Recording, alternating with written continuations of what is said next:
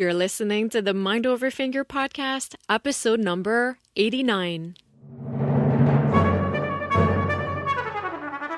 Welcome to the Mind Over Finger podcast, discussions on mindful music making, efficient practice, and building a purposeful career. And now, your host, violinist, teacher, and high performance coach, Dr. Renee Paul Gauthier.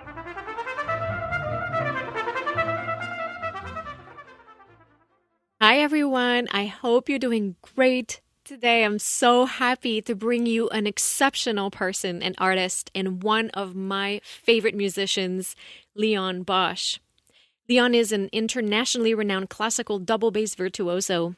He has over a dozen solo CDs to his name. He regularly commissions repertoire for the instrument, and he performs recitals and concertos all around the world. He's a professor of double bass at Trinity Laban Conservatoire of Music and Dance in London. He gives master classes in the US, Europe, South Africa, and the Far East, and he's a mentor for South African musicians worldwide. Leon grew up in 1960s and 70s South Africa, the son of the political activist Jonas Fred Bosch, and he himself spent time in a police cell for organizing protests while at school. He left the apartheid regime there to attend the Royal Northern College of Music in Manchester. Remaining in the UK, he was appointed principal double bass with the acclaimed Academy of St. Martin in the Fields. He left the post in 2014 to devote himself to his solo career, to teaching, and to establishing his now thriving chamber ensemble, I Musicanti. He also conducts and has a passion for researching lost or forgotten music for double bass. Away from music, Leon is a regular runner of marathons and ultra marathons, and he holds a master's degree in intelligence and international relations from Salford University.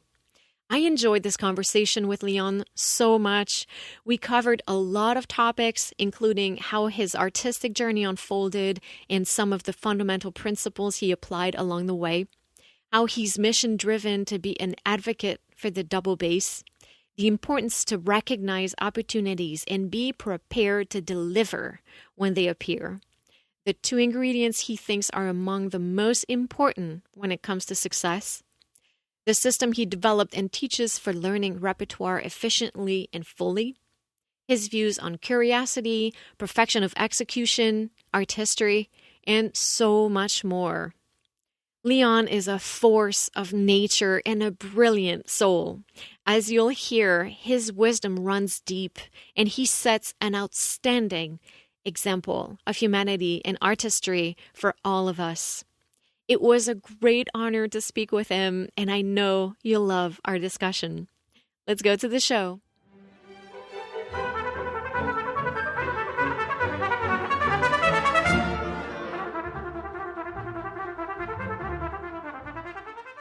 Leon Bosch, it's a huge pleasure to have you on the show. Renee, it's my pleasure. It's been a while since we last saw each other, and I'm delighted to be here. Leon, you're an artist making waves and having a profound impact in the classical music world, and all of this is indissociable with the person that you are and by this incredible journey that is yours. And I would love to start our conversation there with this inspiring journey. Would you please tell us about how your artistic path has unfolded? Well, the truth is I was never going to be an artist. I was going to be a lawyer. And it was purely, everything has been accidental in my musical life and my development. Although, of course, there are deliberate things I did to help my cause.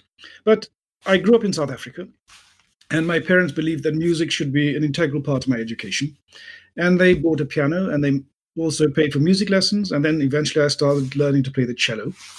And I only got to play the double bass later in life. I started the double bass at the age of 16 when I went to university. I went to university as a cellist, and my cello teacher, Edna Elphick, had been a student of Casals. And that was the first time really when I began to realize the power of music and also the question of what it took to be an instrumentalist. But when I started learning the bass, that's when everything changed.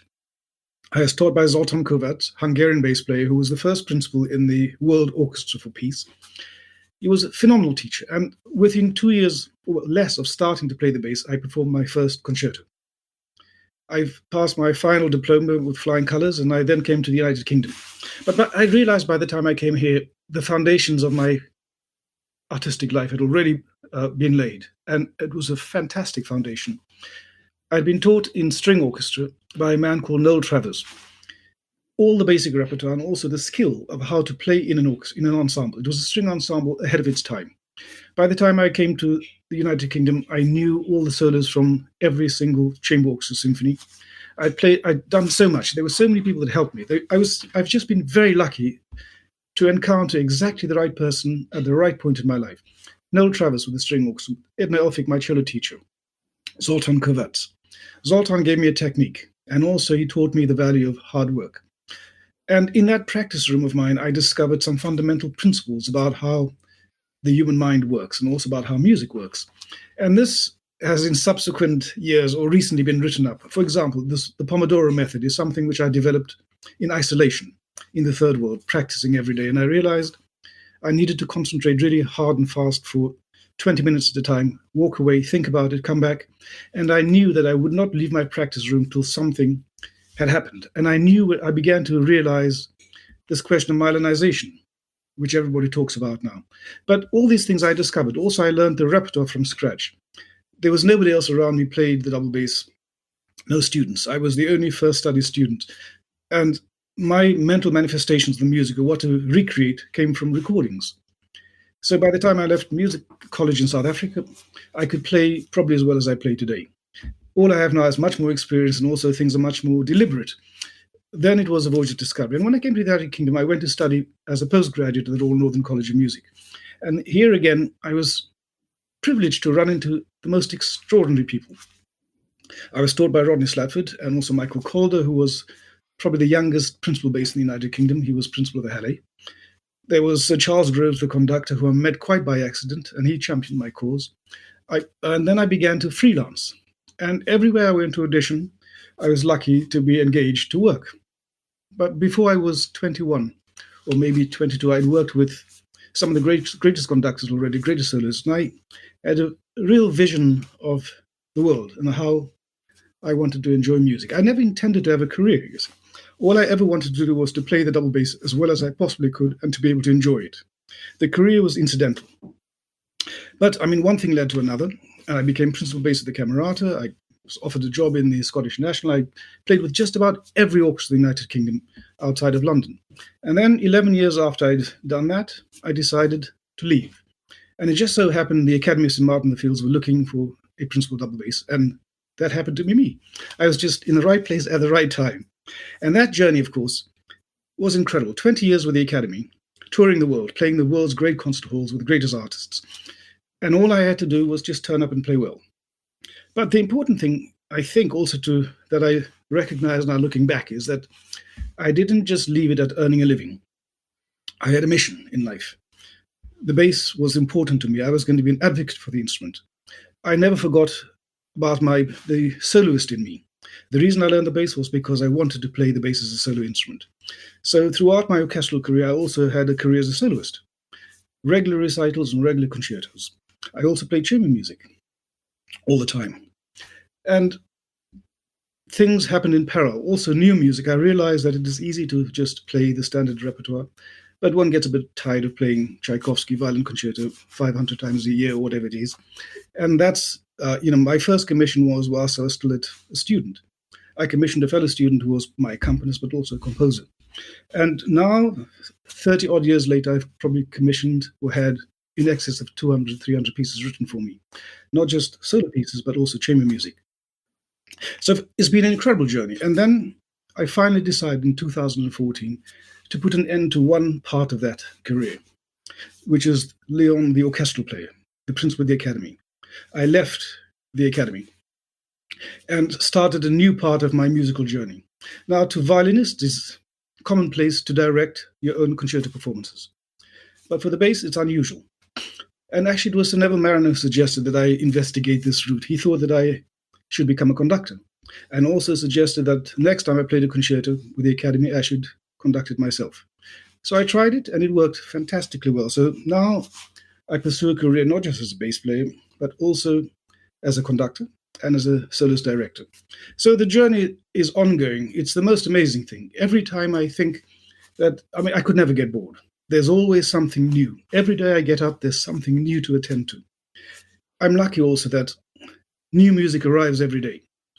Just this last few days, I received a most fantastic sonatina by a composer called Jeffrey Poole for double bass and piano. It's Lockdown Conversations, a sonata for socially distant double bass and piano. So it's a beautifully integrated piece, but the two instruments never play at the same time.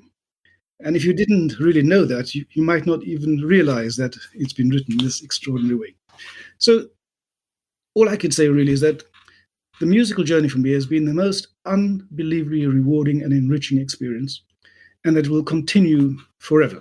There's never a day that I get up that I am not excited about music. This is really incredible, Leon. And, you say that you were at the right place at the right time, but also knowing what I know about you and hearing you speak now, you use words like vision and mission. And I know how thoughtful you are and thorough and dedicated. So I strongly believe that you were prepared when the opportunities came knocking. Oh, yes. It's important to be prepared for opportunities and also to recognize them. Sometimes they come dressed up as hard work or inconvenience. So you learn the talent of being able to identify great opportunities. Early on in my life, the important thing, I think, was that I never said no. If the telephone rang at 6 p.m. asking me to drive 35 miles to go and sight read a concert at 7:30, I would just say yes. And everybody knew they could trust me. I would turn up in my tails, walk straight on stage and play whatever I was required to do. So there was a willingness on my part always to challenge myself and to deliver. And it becomes a habit. Good habits and a good attitude are probably the most important parts of one's personality and the most important ingredients in success. Hearing you speak, there's also one word that comes to mind for me, and I have to ask you about it. Also, because in everything that I teach, including my system that I call the deep practice model, I put a lot of emphasis in what I call the mindful mindsets, such as having a beginner's mind. So if I say the word curiosity, I'd love to hear what that represents for you and how this curiosity and this interest I know you have, how they have shaped your trajectory in your career. Look, I've always been a bit of a maverick ever since my first conscious memory was of sitting on a public bus with my mother coming home from shopping, and I was reading the fine print in the regulations pertaining to the transportation of passengers in the bus. And now, as you know, to understand the small print always gives you a better view of how the world really is. It is easy to have an emotional view of the world and to think that it's rational, but of course, one can be sadly disabused of that when reality strikes. Curiosity. I realized early on also that however much time I spent learning anything, there would always be more to learn, that learning is a lifelong process. For example, I'll just tell a little story which will illustrate this. I've played chamber music all my life. And anybody would imagine that the amount of time I've spent with chamber music, I would know all the major repertoire written for the instrument. That includes double bass. But I have to tell you that it's only recently I discovered a set of quintets for double bass string quartet with double bass by a composer called Adolphe Blanc, who's from the mid-1800s. Incredibly beautiful and virtuosic music. They in manuscript form, and I found the manuscripts, and I got a very good ex-student of mine who's fabulous with Sibelius to put it into readable form. And I now coach a quintet at Trinity Conservatoire, and I learn the music in this way. And this is what I mean about curiosity. It is possible to live with a very limited view of the world if all you ever see is what is in your field of vision. You have to be able to see in the dark. You have to be able to have eyes in the back of your head. The manner in which you perceive the world always has to be developed. Also, these things are skills. curiosity is a skill. It's not something you turn on Monday morning and by Tuesday the job's done. It's a way of being. And I learned this way of being very early in life. I always pride myself on being able to recognize a piece of music that I knew from the very first chord, the very first note. And I'm always looking for things to challenge that understanding that I have. New music, for example, also.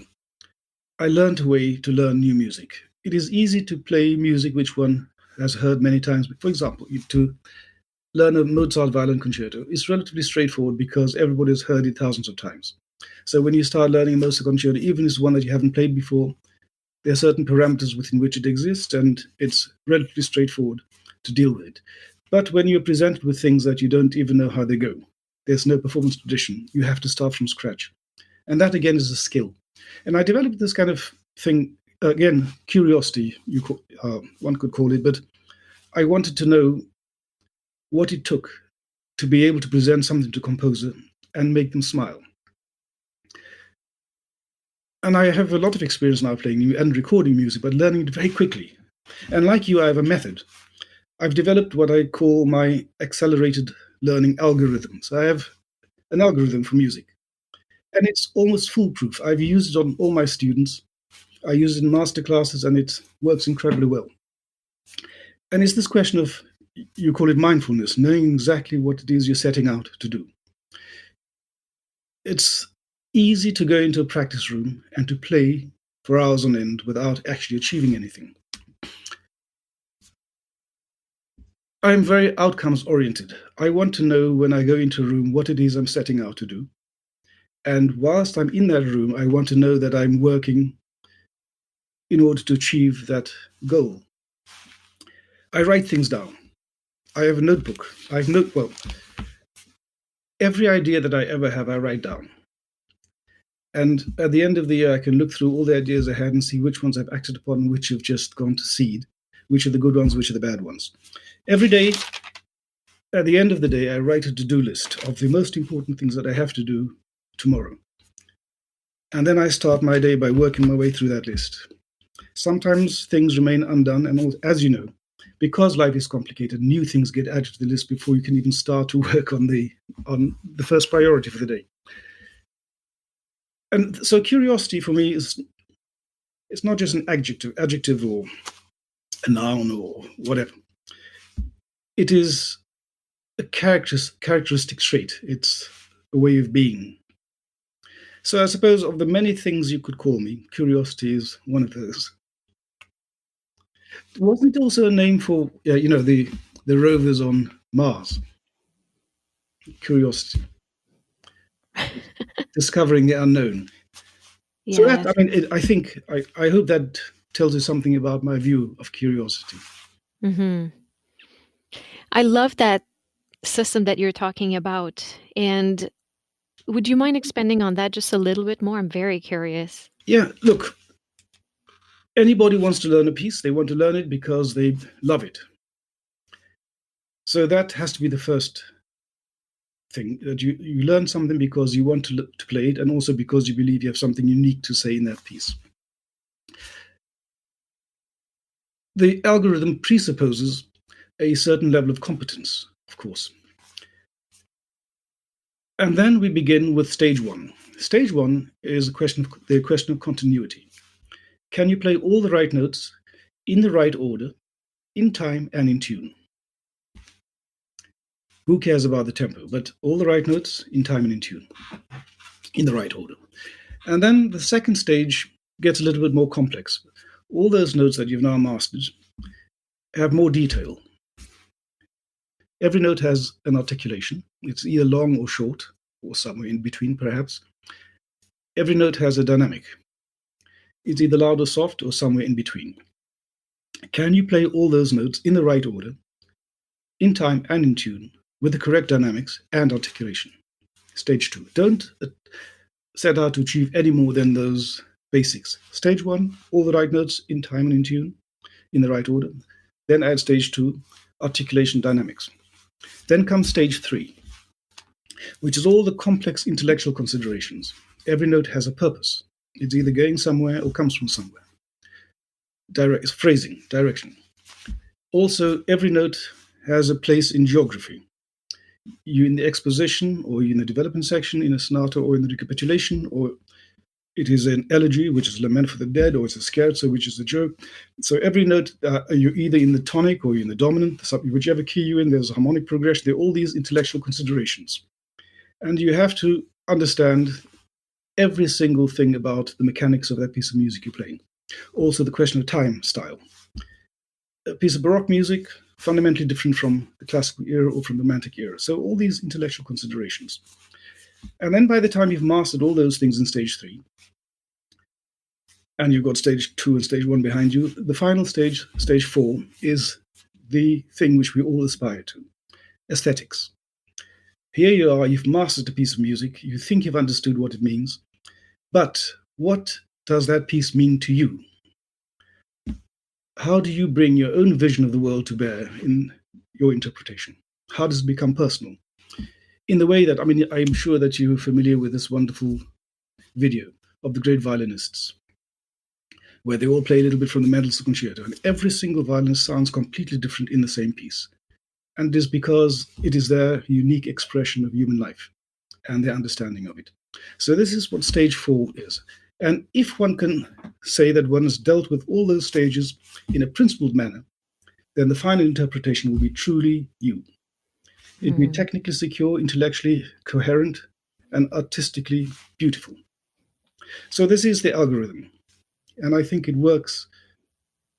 It gets results very quickly. I love this because it's so thorough and it's a sound approach, pun not intended. Yeah. That makes complete sense and incorporates, establishing a solid base to start with and then evolves into making space for the artistry. Indeed. The other thing which occurs to me in this discussion is this question of perfection of execution versus virtuosity. Everybody has the aspiration, I think, to have the epithet virtuoso attached to them. But I have a feeling that as a human society, especially in recent decades, we've begun to fire the wrong target.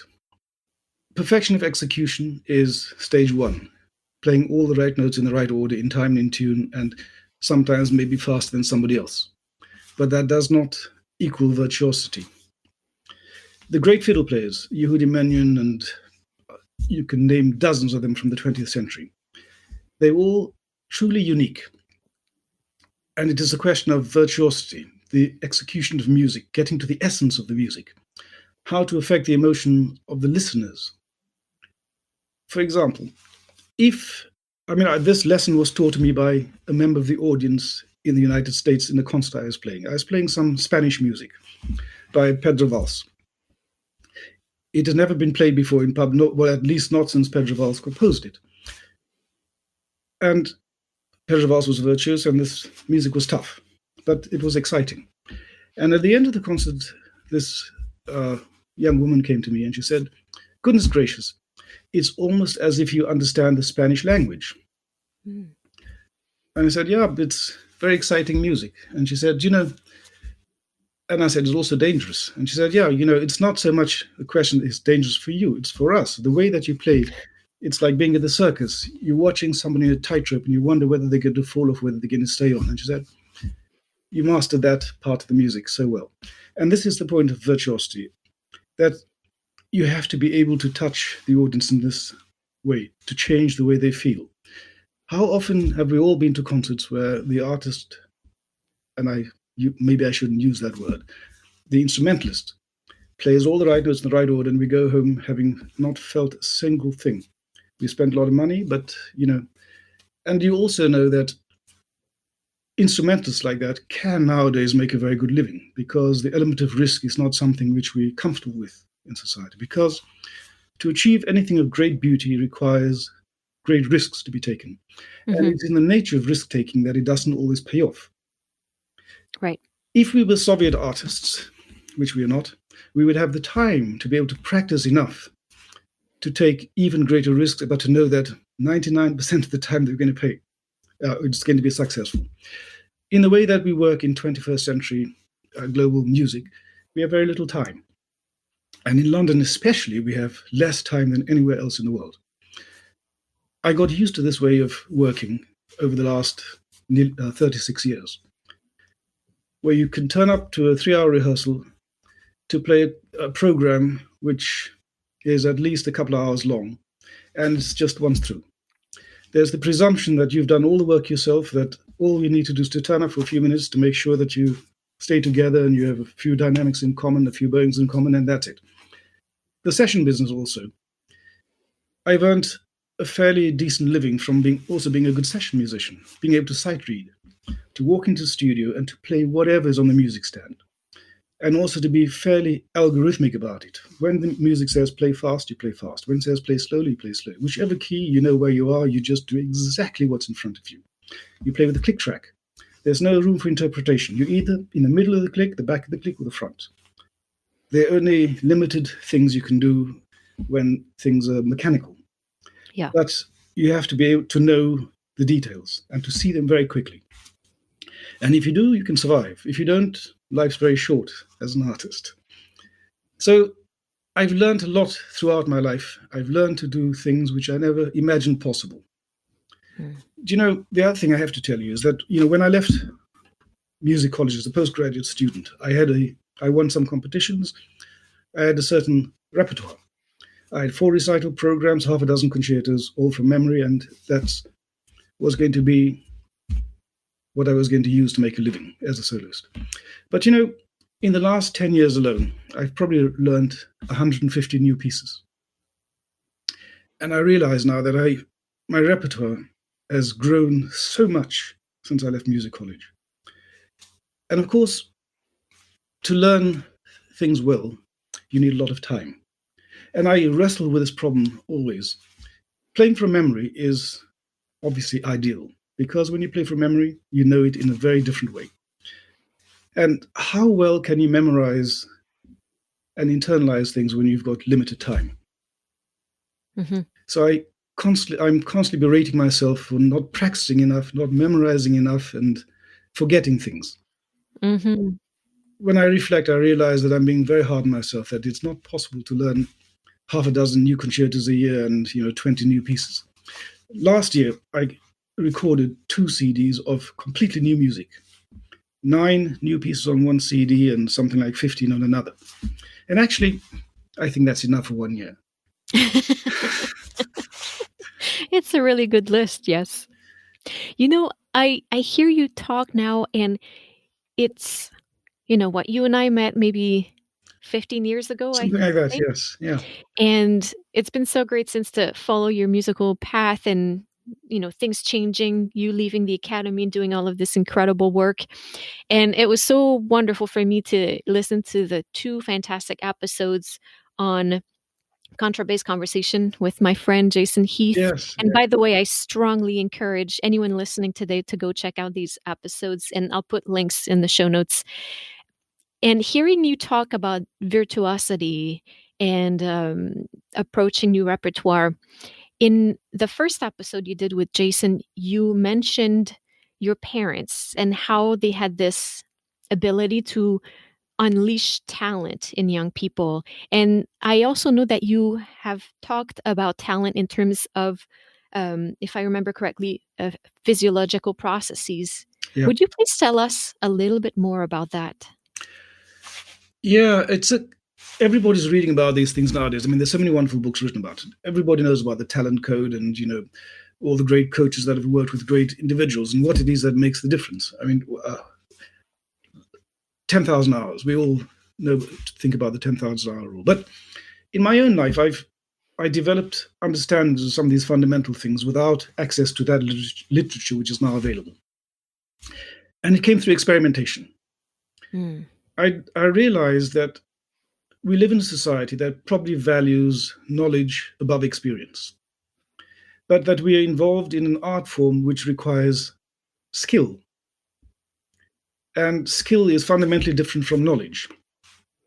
Yes. You can listen to radio and listen to people presenting music and telling you everything about the music known to humanity, but the sort of thing that you can look up in a dictionary and just repeat. And you often also know when somebody's talking about music whether they've played it.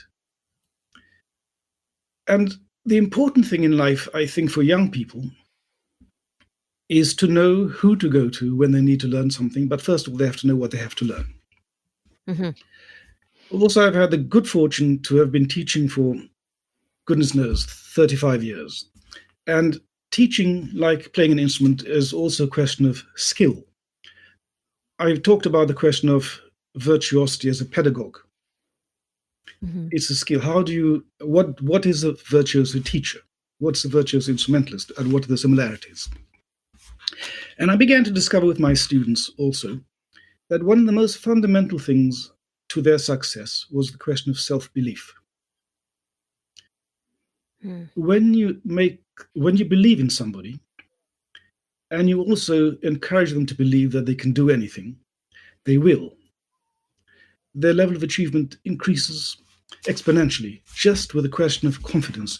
I had somebody in my early career who believed in me, my first double bass teacher, Zoltan Kovacs.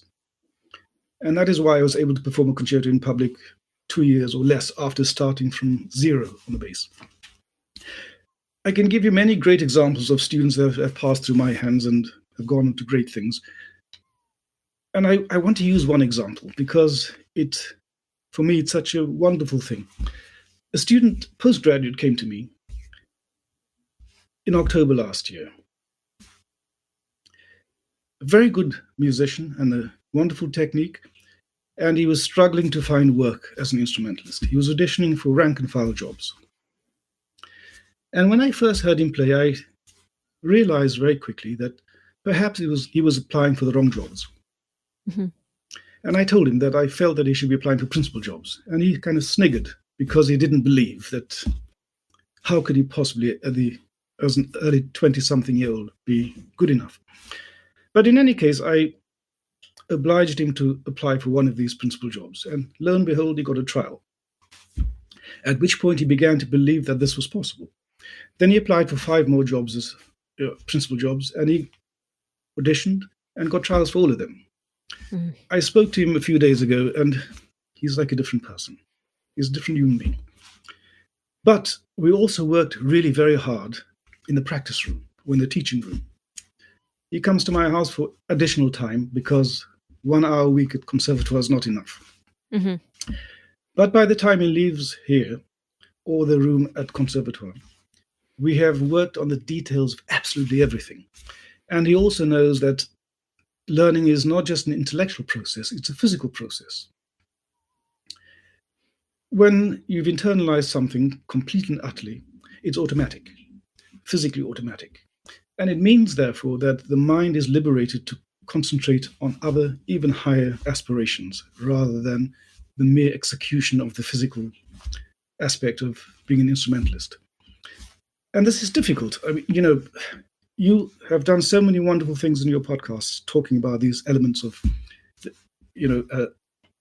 instrumental virtuosity, command of instruments, intellectual processes, deliberate. I mean, what is the Holy Grail? The Holy Grail is deliberate practice. But deliberate practice with what purpose in mind? You have to have a mental representation of what it is you're trying to create. So with all my students, I require them to have a very good idea of what it is they're trying to do, but I also make sure that they have some intellectual underpinning of the idea that they think they want to recreate. Also an aesthetic understanding of what it is that's going to make this beautiful thing they're trying to create, but also, most importantly, they have to know that what they create is truly and utterly unique and personal within the parameters of the music that is presented to them. If you played some Mozart, it has to sound fundamentally different from Beethoven. Mm-hmm. And Haydn and Mozart are also different. And you have to know why. My students with the string quintet, whom I'm teaching the quintet number 7 by Adolf Blanc, when they came to me, they they definitely couldn't play together. They didn't know how to do it properly. Playing the same piece in the same room at the same time is not playing together. Mhm. I gave them each a copy of the score, plus their individual part, and I required them to know from memory who was playing what at any given time. Because the truth is, how long does it take you and how many performances of a piece before you know what everybody else is doing? So a shortcut is to intellectually realize that you have to memorize the score. And actually, to tell you the truth, this is a lesson I learned myself only in the last 6 years. When I started my journey as a conductor, I began to realize that I didn't actually know my concertos as well as I thought I did. Mm-hmm. I'd been turning up to orchestras throughout my life to perform solo concertos, and I delegated responsibility for the orchestral part to the conductor.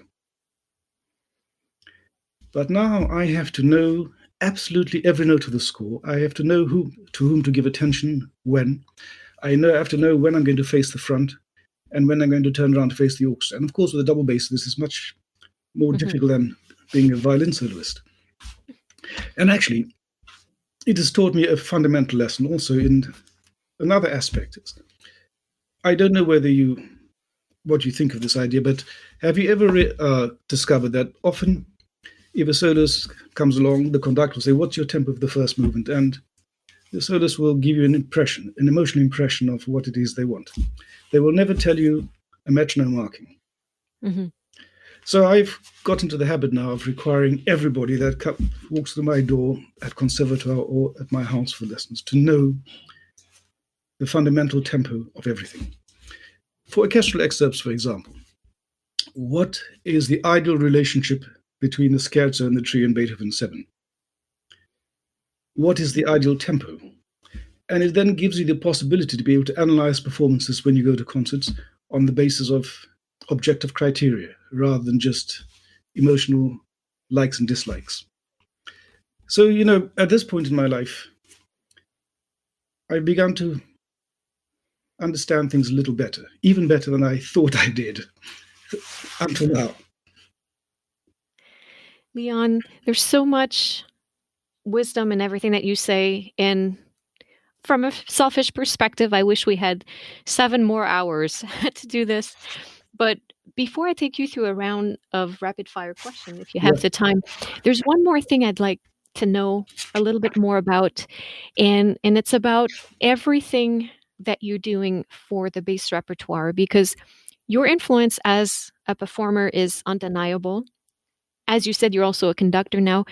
And the impact you're having on the bass repertoire and the development of the double bass as a solo instrument is massive. Can you tell us more about the work that you're doing in this department? You've already mentioned a little bit about it, but the publications and the recordings and all of these things, I really want to hear a little bit more about that, if that's okay with you. Sure. I mean, the first piece I commissioned, as I told you, was from a fellow student, Ian Morgan Williams. He's Welsh composer, and he wrote 2 pieces, Glide and Disglare, which are a pair. And then, not long after that, I won a competition where part of the prize was money for commission. And I commissioned the British composer John McCabe, who wrote this wonderful piece for me. I mean, it took me a long time to learn it because this was early on in my journey with contemporary music for the double bass. And I think I didn't like it to begin with. And it was an emotional decision. But then I began to like it after I decided I would practice it every day for an hour for a month to see what happened. And before the month had ended, I fell fallen in love with the piece. And so things began to develop. And what began as a trickle became an avalanche. I concentrated for a while on British music, and I got great British composers to write for me. I recorded one disc called the 21st Century Double Bass, and I have enough music for 2 or 3 more discs of just British music alone. Colombian composers. And then, of course, as a South African-born double bass player, of course, everybody thinks of me as the British bass player, but I'm South African-born, as you probably know. I realized I never played South African music because there wasn't any, so I started commissioning South African composers. And I've just released a disc of music devoted to South African composers. It's called The South African Double Bass. And again, I have enough music for 3 or 4 CDs of South African music.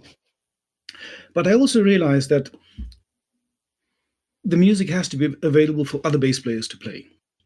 And publishing companies, of course, make decisions which are purely commercial. If they're not going to make money from something, it won't get published.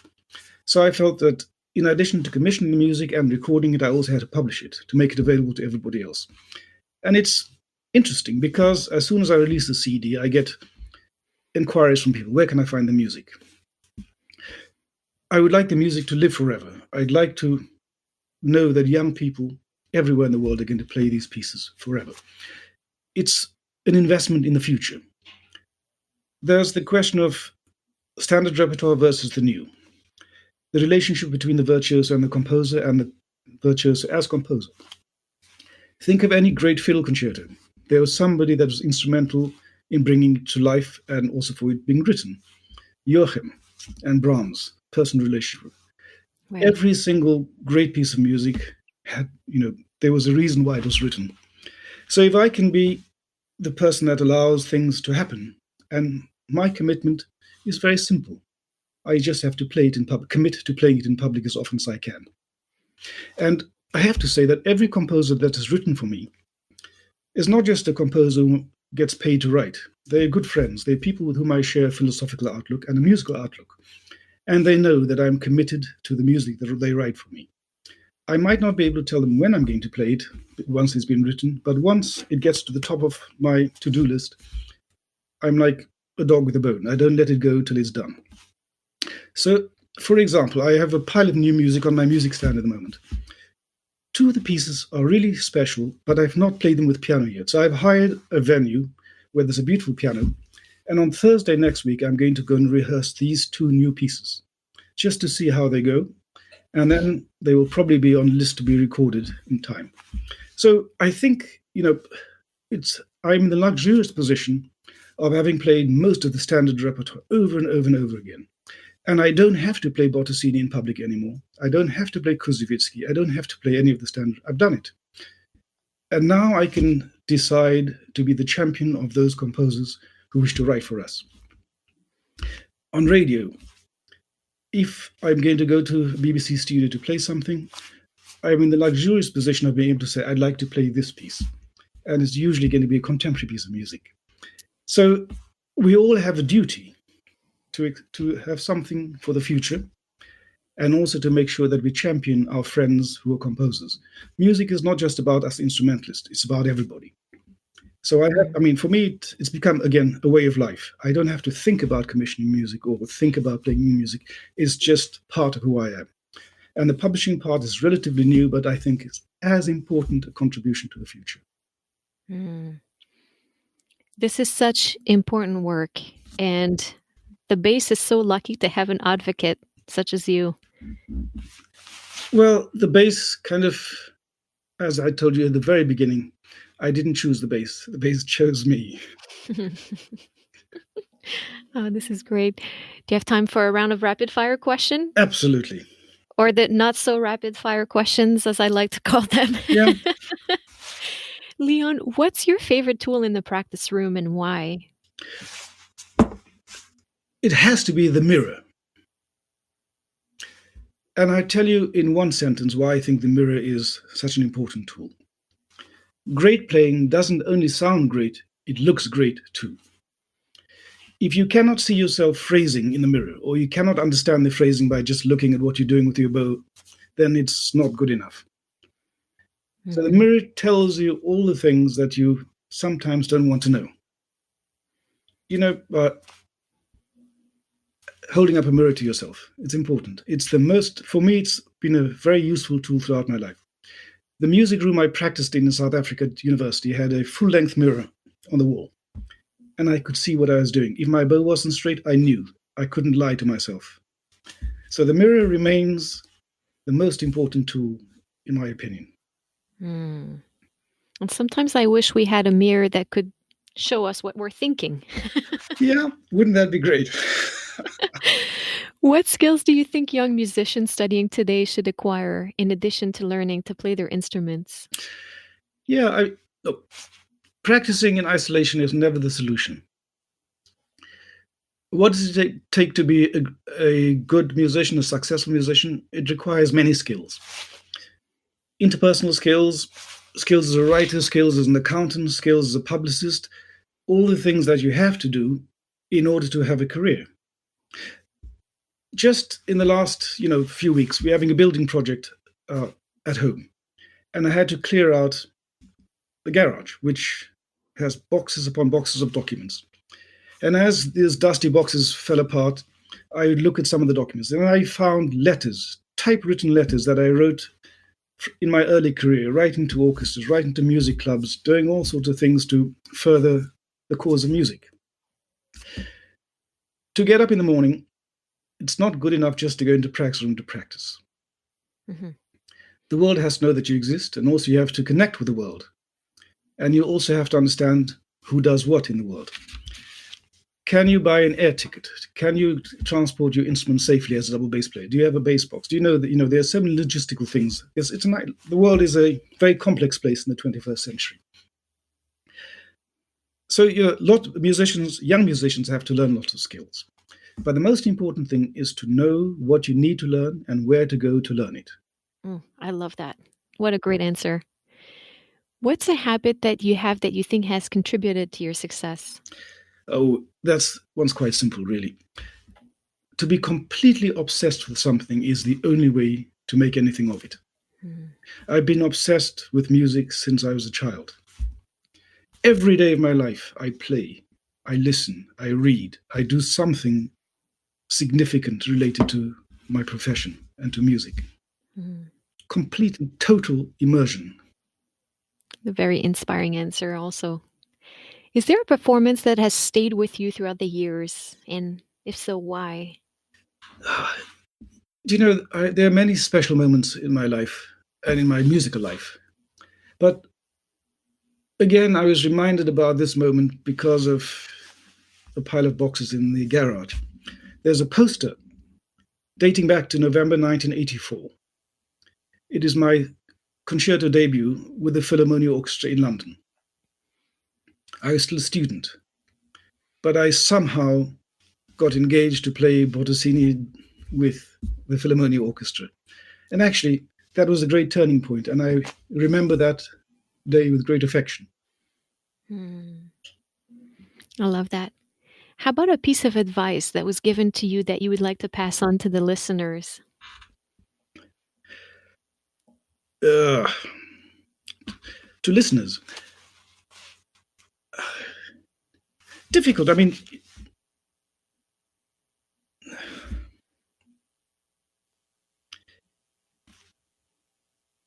I think it comes down to this.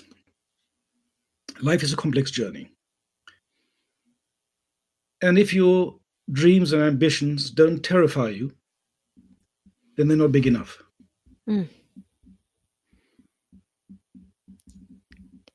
I love that. Yes. And I feel like it ties into also what you were saying earlier about the risk taking. Yeah. It takes us beautiful places.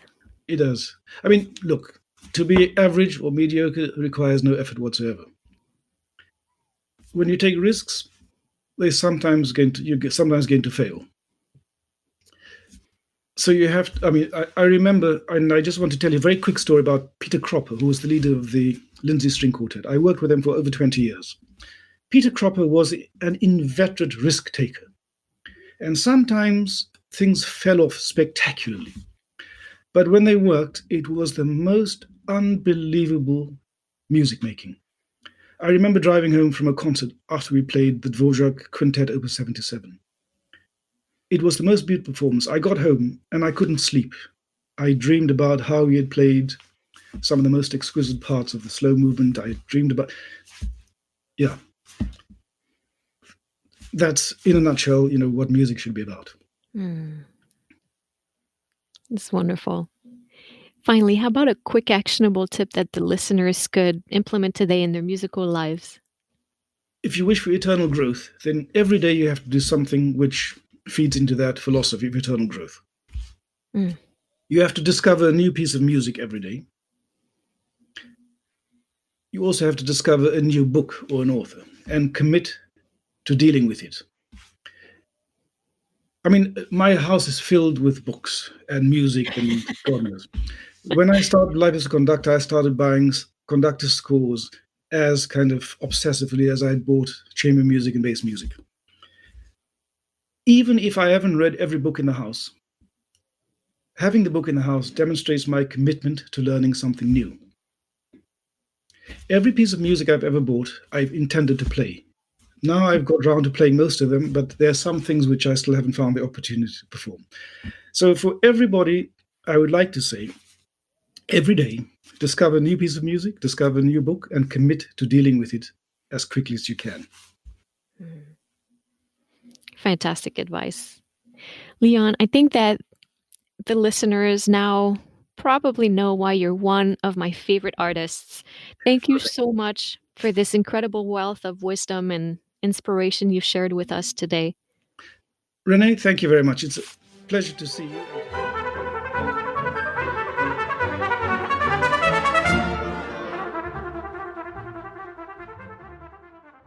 Thank you guys so much for listening. I hope you enjoyed this conversation with Leon Bosch. And if you did, and you relate to what we talked about, let us know by getting in touch with us, and let's keep this discussion going. I'm Mind Over Finger on both Instagram and Facebook, and he's Leon Enrique Bosch. I hope you take some time to check out Leon's incredible content, whether it's his website or some of his performances on YouTube or the Contrabass Conversations episodes I mentioned. And as always, I'll have all of this information for you in the show notes. And you can find these show notes via your podcast app or by visiting mindoverfinger.com, where you can also find more information about mindful and efficient practice, performance preparation, and how to work with me. While you're there, sign up for my newsletter and receive your free guide to an exceptionally productive practice using the metronome. Also, a few words to let you know that the Music Mastery Experience will be back in June, and I cannot wait. This is my life-changing, highly personalized group coaching program where I show you how to implement mindful and effective practice techniques, make them habits, and get results in the practice room, the teaching studio, and on stage. One of my participants, Lauren, had this to say about the Music Mastery Experience. It's hard to put into words how much the Music Mastery Experience has given me. I'm coming out of the course with greater self-knowledge, deeper confidence in myself as a musician, and a new sense of scope for my abilities as a performer. I met musicians from around the world who I now feel very close to. We learned from and supported each other in a time when so many musicians are feeling very isolated. Renee's trainings were full of information and insight, and I know I will be returning to my MME binder many times in the coming years when I need some perspective, a new practice technique, or a bit of inspiration. I'm so grateful for Renee's mentorship and for the experience of taking this course. Thank you, Lauren. And if getting those kind of results sounds like something you would like, it's not too early to save your spot. And if you sign up now, you get access to some pretty cool bonuses. So go to mindoverfinger.com/MME and let's talk. Finally, if you're looking for a community of mindful practice enthusiasts, join the Mind Over Finger Tribe. That's my private Facebook group where I pop in once a week to talk about mindful practice and answer your questions, and where you can exchange with fellow musicians about practicing and music making. So that's it for today. Again, thank you, and à bientôt.